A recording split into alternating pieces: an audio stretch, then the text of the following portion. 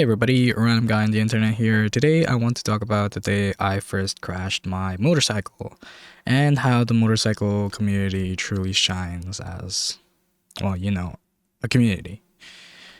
So during February of 2025, I had the bright idea of traveling north on my own. I was on a vacation at that time and wanted to explore as much as the region as I could before going back to my regular work schedule. Now, keep in mind, it was still rainy during the month where I lived in, so going far up north wasn't really the smartest idea at the time, but I didn't really think about it. I also didn't think about properly preparing because crashing never, even crossed my mind at that time. I also had the genius idea of wearing Uniqlo pants. You know, the formal pants you'd wear to formal events. Yeah, that shit isn't protecting anyone from concrete at 120 miles per hour. Thank God I didn't crash on the highway. I crashed on the mountains. So before heading north, I washed my motorcycle to make it look clean right before I ate absolute shit, and then I took off. So it was about a 2-hour ride to where my destination was originally at, and I brought, the essentials such as my papers, in case I ever got pulled over. Because God knows I'm not running from anything on a CBR 250R. That thing can barely hit 90, let alone outrun a cop. I also brought something for my tires. Kind of. I didn't have a tire plug kit, but I did have an air pump. So if I ever get a puncture, you know what I'm gonna use? The air pump. It's not gonna seal anything, but at least there's gonna be air there every 5 minutes. Because I'm smart like that. And it was about halfway through the ride, things started looking sketchy. So it was cloudy, it was lightly raining, and the roads were getting wet and slippery, especially through the curves. Anyone with a functioning brain at that time would think, yeah, maybe I shouldn't push it. But I was 18 years old with balls of steel and exactly no survival instincts. The rain started to lighten up, which I took as a green light to open the throttle and stop worrying about crashing. The moment the mountain roads run right next to the sea, that's when I figured, oh, shit, I forgot. Sand kept piling up here during the previous storms of January, and I was riding through the wet, sandy curves at full throttle, with minimum insurance and no backup plan. Oh yes, the mind of an 18-year-old. Well, that was my mind last year. I don't know. So let's recap. Wet roads, tight curves, sand absolutely everywhere, an hour away from my home, bare minimum insurance, no roadside assistance in my insurance, no friends that I know that have a truck, nor do I know any mechanics nearby. And you know how much I had in my bank account? About $300. So in other words, I was in absolutely no position to crash at that time, but in my head, I thought I'd be fine. I had ridden this road before. I had conquered these curves before. So I could do it again. And that overconfidence is what got me. I saw a curve.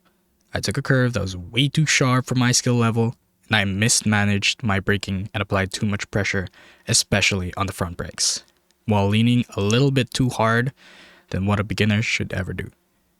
And then I heard metal scrape and I instantly thought, shit, I'm dead. The bike low-sided towards the mountain and I went tumbling across the road. Luckily, I didn't slide towards or off the cliff. If I had, then I probably wouldn't be telling this story. I probably would have been dead, So yeah.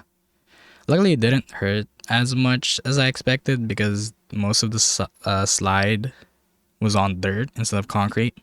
Plus, my upper gear actually did its job. Also, adrenaline helped too. But my lower gear, my pants were disintegrated. My shit was bleeding. My knee down to my shin on my left leg. God damn, that shit was on fire. Thankfully, my right leg was fine, or I would have been walking for at least a week. That means I would have been fired from my job. However, the pain from the left leg, God, that hurt so bad. After the crash, I did something weird. I started laughing. I even did a little celebratory dance since it was my first crash, and for some reason I felt alive because there was something oddly exhilarating about crashing and getting back up. Because for a moment, it made me want to crash again, which was insane in my mind. But that adrenaline didn't last, and reality set in. And immediately there was two thoughts in my mind: A, continue north and finish the journey, or B, turn back and go home defeated. I didn't want to go home. Ending the trip there felt wrong, so I told myself, fuck it, I'll keep going. But unfortunately, fate already made the decision for me. And when I started my bike in neutral, luckily it ran fine. However, the moment I shifted into first gear, the engine died. And at that time, and at that moment, it hit me the hardest. Harder than the crash itself. And something was wrong. I tried starting it again, nothing. It would only run in neutral. And that's when I realized the kickstand sensor was probably damaged. Because most bikes automatically shut off if you shift into gear while the kickstand of the motorcycle is still down. I knew the problem was, but I had no idea how to fix it. I started losing my mind. That's when a group of riders pulled over to check me, and they saw me bruised, bleeding, with my bike on the ground. And there was a little bit of a language barrier since they mostly speak Spanish and I spoke English, but they still tried to help. They gave me water, which I desperately needed because I had already used most of mine cleaning my wound. They tried fixing the bike with me, but couldn't get it running. And they suggested I take it to a mechanic, which was currently the most obvious answers that I can take. And after that, we shook hands. They wished me luck and rode off. These were other motorcyclists, by the way. I was genuinely grateful that they stopped, since once they left, everything hit me at once. I just stared at the sky and thought, what the fuck am I doing with my life? I was an hour away from home with only a few $100s in my checking account. I didn't even know how roadside assistance worked, and I was panicking, wondering if I could even afford to get myself and my bike back home. And to be honest, at this moment, I really, really wanted to cry. So I did what any dumb teenager would do, and I laid my bike down and tried to fix it because I was fucking desperate. Because honestly, what choice did I have? It's either I get to fix this, or I'm dying in the cold tonight. Those were my two options in my head at that time. And it was getting dark, and I was losing hope of trying to fix it. I tried chatting with people I knew, but none of them really cared that I crashed. And I truly felt so fucking hopeless. And suddenly a car pulled up, and an Asian man stepped out and he said, "Yo, you good?" And we talked about how I crashed and how my motorcycle wasn't working. He told me he rode a Harley and didn't know much about sports bike, but he was very willing to help me in any way he could. And desperately at that time, I needed someone to help me. So we tried fixing my bike together, and that's when the couple stopped by to check on us. Two sweet, kind adults who were really familiar with bikes, since they also rode. I think they were also Harley riders. And I told them I was wrong, and they immediately went to work trying to fix it. And I was incredibly thankful.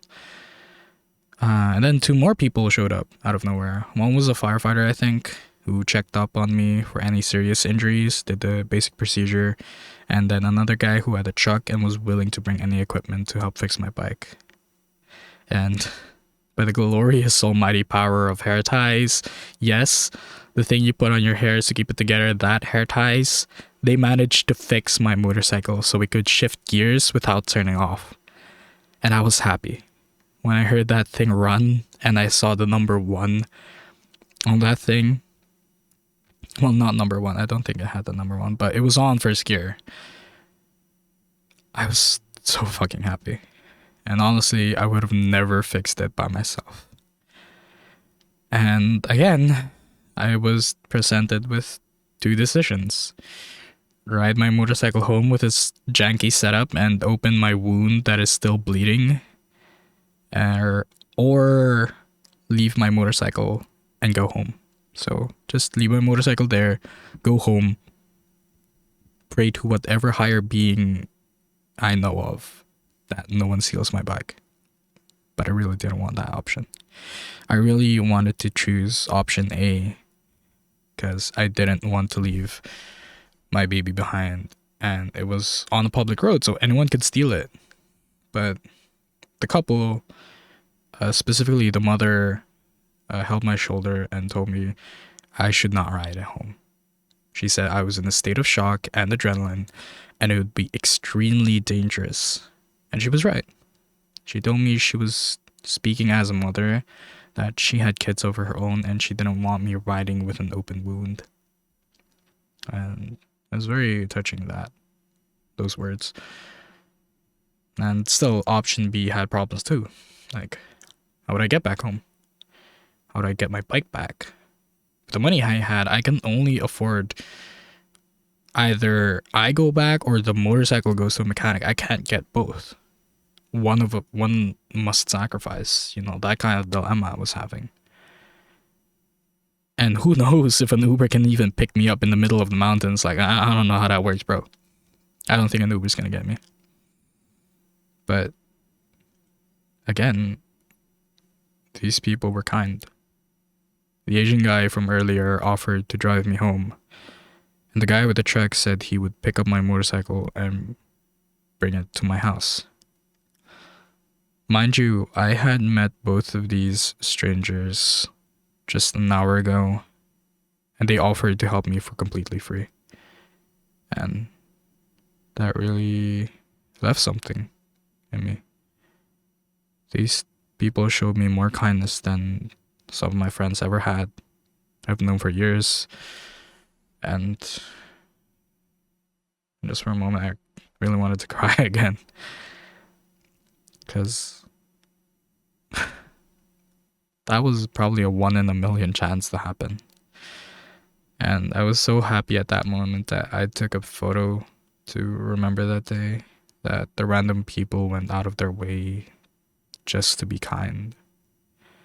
And I am forever grateful for them, and I strive to be as kind as they were, and to continue chasing my dreams of inspiring others just as they have inspired me. And to this day, I still have their numbers, and I hope one day I can pay them back. But for now, I am paying them back by sharing this story and the motorcycle community, and how it truly is one of the best there is. And I love it. So if you ever think about joining the motorcycle community, know that you won't be made fun of if you have a lower cc motorcycles, if you ride with full gear all the time, or if you crash on your own motorcycle. The internet likes to mock people when it comes to motorcycle contents, but the vast majority of the community are just chill people who like riding motorcycles. People usually mock other motorcycle content for being anything other than riding the motorcycle and stirring up beef, because that's how you get clout in the internet. So fuck the people who mock you for having a lower cc bike. Fuck the people who mock you for dancing in front of your bike. Hell, fuck all of them. What matters is you, the road, and your motorcycle. The people you meet along the road are the real community, not whatever the fuck people are beefing on the internet is. So ride free and ride high. Don't let anyone steal the joy of what two wheels offer you. That's it for me. See you guys in the next video. Bye bye.